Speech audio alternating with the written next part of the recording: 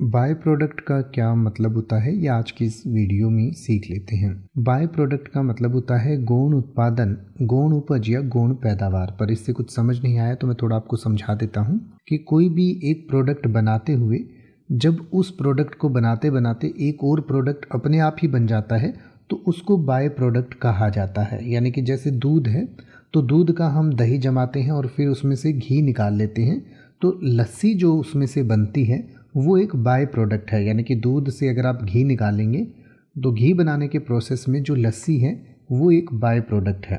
इसी तरीके से जब किसान गेहूं उगाता है तो किसान मुख्य रूप से गेहूं पाने के लिए गेहूं की खेती करता है, लेकिन जब गेहूं उगाया जाता है तो उसके साथ जो गेहूं से जानवरों के खाने के लिए जो भूसा बनता है वो एक बाय प्रोडक्ट है।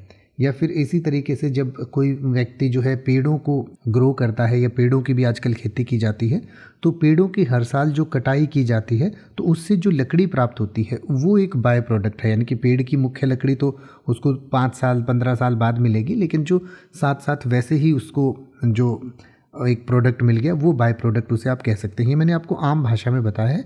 इसका थोड़ा सा अगर आप केमिकल की लैंग्वेज में या फैक्ट्रियों में बात करेंगे तो भी बहुत सारी चीज़ें जैसे बाय प्रोडक्ट बन जाती हैं। यानी कि जैसे अगर आप पेट्रोल बनाते हैं तो बहुत सारे जो लास्ट में चीज़ें बच जाती हैं, जैसे उससे बहुत सारी कोल तार या ऐसी और भी रबड़ या ऐसी बहुत सारी चीज़ें बन जाती हैं जो बाय प्रोडक्ट होती है। यानी कि मेन प्रोडक्ट को बनाते बनाते साथ में जो प्रोडक्ट बनता है उसको बाय प्रोडक्ट कहते हैं। तो इसको और डिटेल से पढ़ना चाहें तो आपकी स्क्रीन पर और वीडियो के डिस्क्रिप्शन में दिया गया है, आप पढ़ सकते हैं और इसको और बेहतर तरीके से समझ सकते हैं।